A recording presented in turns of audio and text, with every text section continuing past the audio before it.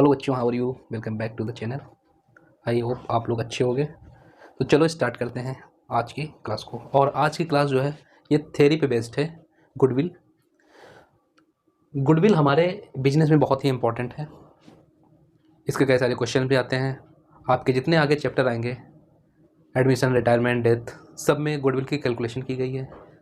तो चलो समझ लेते हैं गुडविल होता क्या है, क्योंकि इसके क्वेश्चन करेंगे। सबसे पहले जान लेते हैं कि गुडविल होता क्या है। तो गुडविल, गुड नेम या एक रेपुटेशन। जब एक बिजनेसमैन बिजनेस को स्टार्ट करता है और उसको बहुत ही ऑनेस्टी के साथ में, बहुत ही मेहनत के साथ में, खून पसीने के साथ में उस बिजनेस को आगे बढ़ाता है, जिससे उसके कस्टमर सेटिस्फाई होते हैं। जो कस्टमर एक बार जाता है वो बार बार जाता है, और जब कोई कस्टमर बार बार किसी बिजनेस या किसी फर्म में गुड्स परचेज करेगा तो उस बिजनेस का प्रॉफिट इंक्रीज होगा। इसलिए गुडविल को इंटेंजिबल एसेट भी बोला जाता है। गुडविल क्या है? एक इंटेंजिबल एसेट है, क्योंकि एसेट के बारे में हम लोगों ने 11th में पढ़ा था कि एसेट वो वैल्यू जिसका बेनिफिट हमको फ्यूचर तक मिलता रहे, और गुडविल भी हमको बेनिफिट देती है फ्यूचर तक। एक बार गुडविल क्रिएट हो गई तो वो हमको फ्यूचर तक प्रॉफिट अर्न करके देती रहती है। इंटेंजिबल है मतलब वो दिखती नहीं है। जैसे आपने कई सारे नाम सुने होंगे। टाटा मोटर्स एक ब्रांड है, आज की डेट में एक ब्रांड है। रिलायंस आज की डेट में एक ब्रांड है। बट जब धीरू भाई अंबानी ने रिलायंस की नींव रखी थी, रिलायंस स्टार्ट किया था, तब कितने लोग रिलायंस को जानते थे? बहुत ही कम लोग। लेकिन क्या हुआ, फिर धीरे धीरे उन्होंने बिजनेस को ग्रोथ करना स्टार्ट किया, मेहनत किया।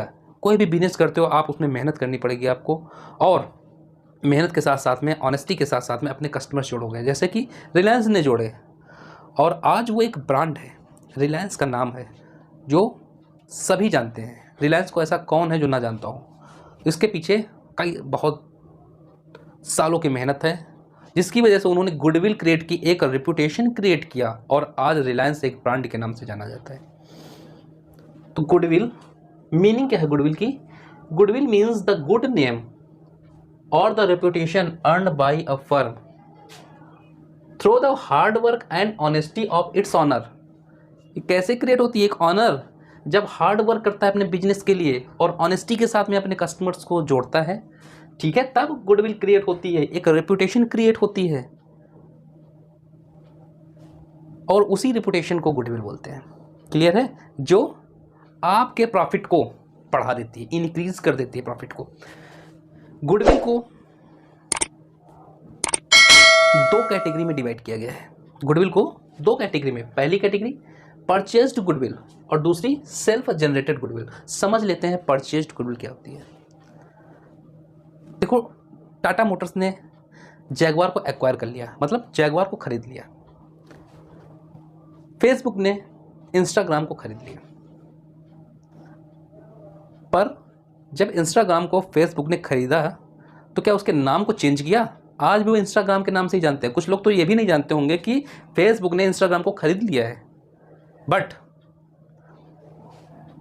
फेसबुक ने इंस्टाग्राम को खरीद के आज भी उसका नाम इंस्टाग्राम के नाम से ही चला रहा है। क्यों? क्योंकि इंस्टाग्राम एक रेपुटेशन है, उसकी एक गुडविल है, उसका एक नाम है, जिस नाम से लोग उसको जानते हैं। और उसी नाम से अब फेसबुक बिजनेस कर रहा, उस इंस्टाग्राम से जितना भी बिजनेस होगा, जितना भी प्रॉफिट अर्न होगा, वो फेसबुक के पास जाएगा। टाटा मोटर्स ने जैगवार को एक्वायर किया, तो जैगवार के जितने भी सुख दुख थे कंपनी के, जैगवार कंपनी के जितने भी सुख दुख थे, सब अब किसके हो गए? टाटा के। जितनी लायबिलिटी थी वो टाटा की, जितना एसेट था जैगवार का वो टाटा का। क्लियर है? लेकिन क्या नाम चेंज किया टाटा मोटर्स ने जैगवार का? आज भी वो जैगवार के नाम से ही चल रहा है। क्यों? क्योंकि जैगवार ने अपनी एक रेपुटेशन बनाई है। जैगवार कंपनी एक मेहनत करके एक नाम क्रिएट किया है कस्टमर्स के बीच में, जिसका बेनिफिट अब टाटा को मिलेगा। क्योंकि बिजनेस किसका है? टाटा का। बेनिफिट कौन लेगा उसका? टाटा लेगा, ना कि जैगवार। क्लियर है? अब जैसे कि जैगवार को टाटा ने खरीद लिया, टाटा ने किसको खरीदा? जैगवार को। टाटा ने जैगवार को परचेज कर लिया। अब जितने भी इसके एसेट और लायबिलिटी हैं वो किसके हो गए? टाटा के। एसेट और लायबिलिटी जो भी है अब किसका हो गया, टाटा का हो गया। ये मान लो 8 लाख रुपए का है, इसकी जो परचेजिंग कॉस्ट थी वो 10 लाख रुपए है, लेकिन जो वैल्यू है इसकी एसेट और लायबिलिटी की वो 8 ही लाख रुपए की है। लेकिन जब इसको टाटा ने खरीदा वो कितने में खरीदा, 10 लाख रुपए का। एक्स्ट्रा कितना दिया टाटा ने जैगवार को खरीदने के लिए, एक्स्ट्रा पैसा कितना दिया, 2 लाख रुपए। वो 2 लाख रुपए क्या है, जैगवार कंपनी की गुडविल है। जैगवार कंपनी ने जो सालों से मेहनत किया है, अब उसका बेनिफिट कौन लेगा, आगे टाटा लेगा।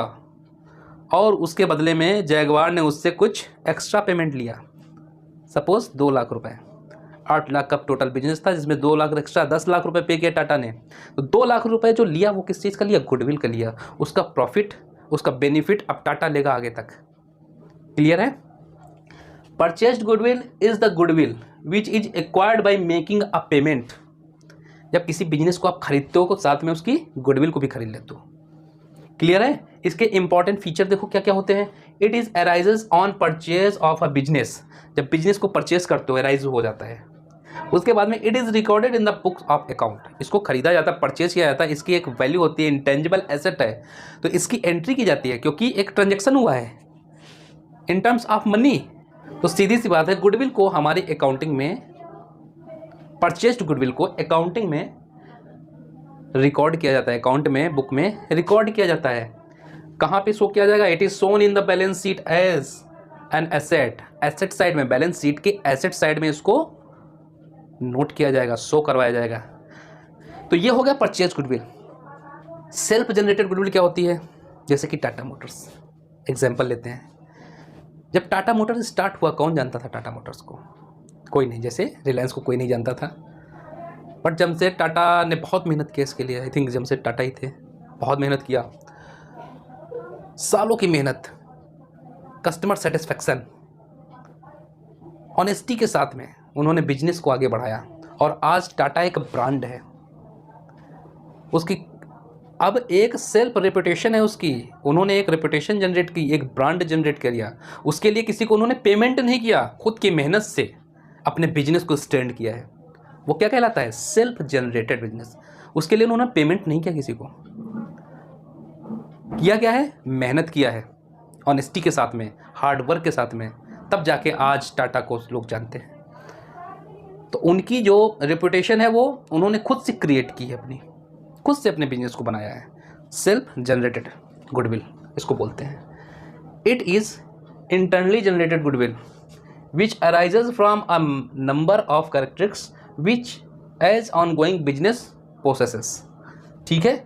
इंपॉर्टेंट फीचर क्या है इसके, देख लो। It is internally generated over a long period of time. लंबे समय से जब आप बिजनेस को करते हो ऑनेस्टी के साथ में, तब जाके कहीं जनरेट होता है, internally generate. It is not recorded in the books of account. इसको अकाउंटिंग की बुकों में रिकॉर्ड नहीं करते हैं। क्यों? क्योंकि यहाँ पे मनी के टर्म में कोई लेन देन है, कोई ट्रांजैक्शन है नहीं है। ये तो खुद से मेहनत करके जनरेट की गई, यहाँ पे कोई ट्रांजैक्शन नहीं हो रहा। और ट्रांजैक्शन नहीं हो रहा है तो आप अकाउंट की बुकों में इसकी एंट्री नहीं कर सकते हो। It is not recorded in the books of account because, क्यों, money's worth has not been paid for it. इसके लिए कोई पैसा पे नहीं किया गया।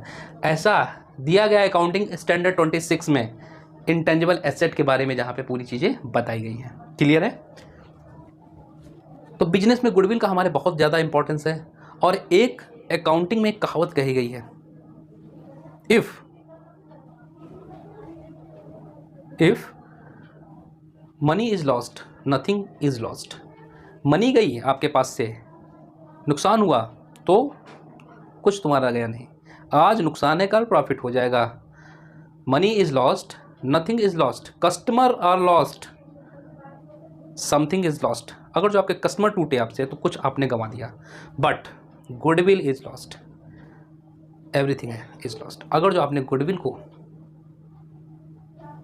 खो दिया, अपनी रेपुटेशन बर्बाद कर दी, तो आपने सब कुछ खो दिया। आपके पास में कुछ नहीं बचा, क्योंकि जब कस्टमर ही नहीं है, आपकी गुडविल ही नहीं, कोई कस्टमर नहीं आएगा, तो आप क्या करोगे, बिजनेस ही नहीं चलेगा आपका, टफ, काम खत्म। क्लियर है। फटाफट नोट करो फटाफट इसको, फिर आगे चलते हैं, कुछ और बातें करते हैं। चलिए आगे बढ़ते हैं। अभी फीचर ऑफ गुडविल, गुडविल के फीचर क्या क्या है। It is an intangible asset. कैसा एसेट है? इनटेंजिबल, मतलब जो दिखता नहीं है बट हमारे लिए वर्क कर रहा है। और एसेट वो होता है, एसेट के बारे में बताया गया है कि वह वैल्यू जो फ्यूचर तक हमको प्रॉफिट देती रहे। जब तक गुडविल है तब तक प्रॉफिट मिलता रहेगा। क्लियर है? तो it is an intangible asset, एक इनटेंजिबल एसेट है ये। It is valuable asset, but आप इसको फ्रिक्टिशियस एसेट नहीं बोल सकते हो। इसकी एक वैल्यू है, वैल्यूएबल है, क्योंकि ये हमारे प्रॉफिट को अर्न करने में मदद करता है। It is helpful in earning access profit, एक नॉर्मल प्रॉफिट से ज़्यादा प्रॉफिट कमा के हमको दे रहा है इसको। It is helpful earning access profit, ये एक्सेस प्रॉफिट अर्न करने में मदद करता है। इसको इस तरीके से समझो, ए और बी दो दुकानें और दोनों समोसे बेचते हैं। ए जो कि अपने बिजनेस को बढ़ाने के लिए बहुत मेहनत करता है दिन रात ऑनेस्टी के साथ में। वो समोसा जो जिसमें बनाता है वो ऑयल अच्छी क्वालिटी का ऑयल रखता है, और जो स्टफिंग होती है उसकी अच्छी होती है, पनीर वगैरह सब डाल कर उसमें अच्छे से भरता है, और कुछ भी ख़राब चीज़ नहीं डालता है। और जब भी कस्टमर आता है उसके पास में तो उससे बड़े अदब के साथ में बात करता है। ठीक है, तो कस्टमर क्या है, ए के पास में पहुंचना स्टार्ट करते हैं। वहीं पे बी क्या करता है, बी भी समोसे का ही काम कर रहा है और थर्ड क्वालिटी का वो उसमें तेल यूज़ करता है। साथ में उसमें जो स्टफिंग है उसकी स्टफिंग भी अच्छी नहीं है, कभी दूसरे दिन के समोसे तल के दे देता है और इसमें से बदबू आने लगती है। तो एक बार कस्टमर जाता है, फिर दूसरी बार वो वहाँ से कट जाता है, ये तो बेकार है। बट ए के पास में जो एक बार कस्टमर पहुँचता है वो बार बार जाता है, वो ए का हो गया। एक बार जो कस्टमर पहुँचा वो ए का हो गया। तो ए ने क्या किया, यहाँ पे गुडविल जनरेट कर दी।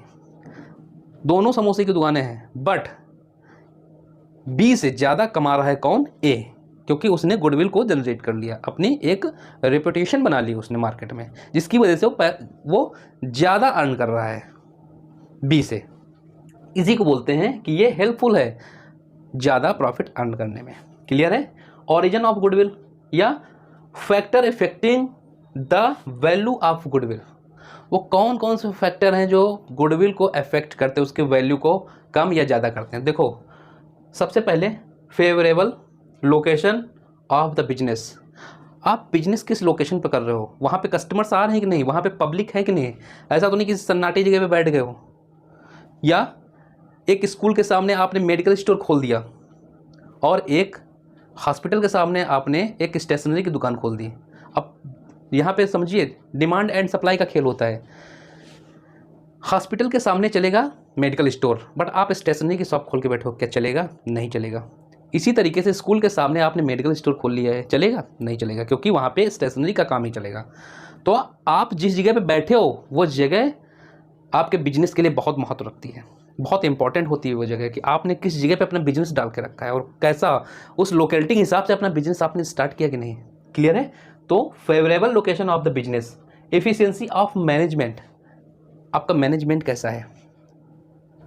मैनेजमेंट का बहुत बड़ा प्रभाव पड़ता है हमारे बिजनेस के ऊपर में। मैनेजमेंट ही हमारे बिजनेस को चाहे ऊपर कर दे और चाहे बर्बाद कर दे। तो मैनेजमेंट बहुत ही इफेक्टिव होता है हमारे बिजनेस के लिए। क्लियर है? Longevity of the business, business आपका कितना पुराना, कितने लंबे समय से चल रहा है। तो longevity of business, trend of profit, trend of profit, आपका बिजनेस हर साल अच्छा प्रॉफिट अर्न कर रहा है, हर साल। मान लेते हैं कि आपने जब बिजनेस स्टार्ट किया उस साल उसने जो है 10,000 का प्रॉफिट अर्न किया, नेक्स्ट ईयर 20,000, नेक्स्ट ईयर 30, 40, 50, 1, ऐसे बढ़ता ही चला जा रहा है। आपका प्रॉफिट इंक्रीज होता चला जा रहा है, ऐसे इंक्रीज होता चला जा रहा है ऊपर की तरफ। जब आपका प्रॉफिट इंक्रीज करेगा तो आपकी गुडविल भी इंक्रीज करती चली जाएगी, गुडविल भी बढ़ती चली जाएगी। प्रॉफिट इंक्रीज कर रहा है तो साथ में गुडविल भी इंक्रीज होती चली जाएगी। इसीलिए आप देखते हो कि शेयर मार्केट में कोई अच्छी फंडामेंटल्स की कंपनी होती है जो डे बाय डे अच्छा प्रॉफिट अर्न कर रही है, उसके फंडामेंटल्स को आपने चेक किया, उसके प्रॉफिट्स को चेक किया, आप क्या करेंगे, उसमें इन्वेस्ट करेंगे। इसी जगह पे कोई ऐसी कंपनी है जो लॉस बेयर कर रही है, नीचे की तरफ जा रही है, क्या आप उसमें इन्वेस्ट करेंगे? नहीं करेंगे, उसकी गुडविल अच्छी नहीं है। प्रॉफिट के साथ में गुडविल भी इंक्रीज करती है। क्लियर है?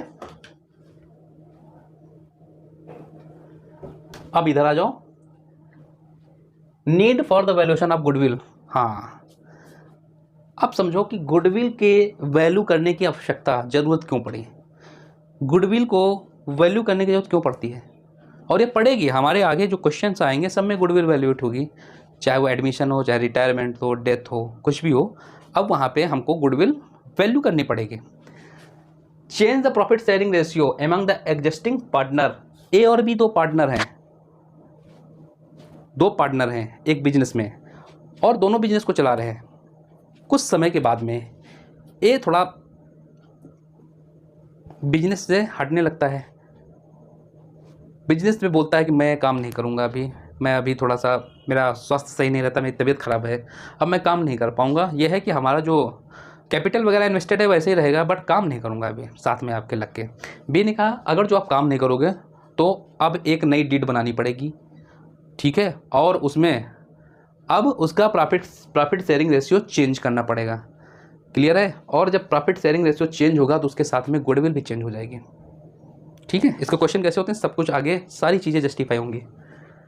When a new partner is admitted, A और बी दो पार्टनर पहले से, सी आ जाता है बिजनेस में, और जब सी आएगा, सी जब आता है तो ए और बी के शेयर पे अटैक करके अपना हिस्सा लेता है। पता है सभी को भाई, प्रॉफिट अगर जो 50,000 है और 50,000 को पहले इक्वली 25-25 डिवाइड कर रहे थे दो पार्टनर, अब सी आ गया तो सी भी तो उसी में से लेगा। तो सीधी सी बात है, इनका शेयर जो पहले 25,000 था वो कम हो जाएगा, अभी इतना नहीं मिलेगा, अब कम मिलेगा, क्योंकि सी को भी उसी में से देना है। क्लियर है। तो अगर जो सी आता है किसी फर्म में, जब कोई नया पार्टनर किसी फर्म में एडमिट होता है तो हमको गुडविल कैलकुलेट करनी पड़ेगी। क्लियर है, क्योंकि ये पहले से काम कर रहे हैं और इन्होंने मान लो 5 साल से काम कर रहे हैं और गुडविल जनरेट किया है, इन्होंने मेहनत खून पसीना बहा के बिजनेस को खड़ा किया। सी तो आज आया है और आज आके अपना हिस्सा मांगेगा, और उस गुडविल भाई जो भी प्रॉफिट होगा उसमें अपना हिस्सा मांगेगा, तो इन दोनों को खलेगा कि मेहनत हमने किया और आज ये सी आया है उसमें प्रॉफिट में हिस्सा मांगने के लिए, खलेगा, इनको खलेगा। तो ये क्या करेंगे, सी से गुडविल भी मांगेंगे, गुडविल का भी पैसा लेके आइए आप। ठीक है। तो जब नया कोई पार्टनर एडमिट होता है तब हमको गुडविल की वैल्यू निकालनी पड़ती है। व्हेन अ पार्टनर रिटायर्स और डाई, कोई पार्टनर अगर रिटायर हो रहा है या पार्टनर की मृत्यु हो जाती है तब भी हमको गुडविल कैलकुलेट करनी पड़ेगी। When the firm is sold, firm को बेच दिया गया तब भी गुडविल कैलकुलेट होगी। When the firm is amalgamated with another firm, एक फर्म दूसरी फर्म में मर्ज हो जा रही है अगर जो, तब भी हमको गुडविल की वैल्यूएशन करने की ज़रूरत पड़ेगी। तो आई होप समझ में आया होगा ये टॉपिक। आज ये थियरी थी इसकी गुडविल की, तो सारी चीज़ें यहाँ पे हमने समझा दिया गुडविल के बारे में। आप लोग इसको नोट कर लो और इसको याद कर लो, और क्लास अच्छी लग रही तो सब्सक्राइब करो, लाइक करो, शेयर करो अपने दोस्तों में, बेल आइकन को प्रेस करो ताकि हमारे नोटिफिकेशंस आप तक पहुँचते रहें। और कोई क्वेरीज़ है तो कमेंट बॉक्स में पुट करके बताइए। तो मिलेंगे एक नई क्लास में, तब तक टाटा बाय बाय।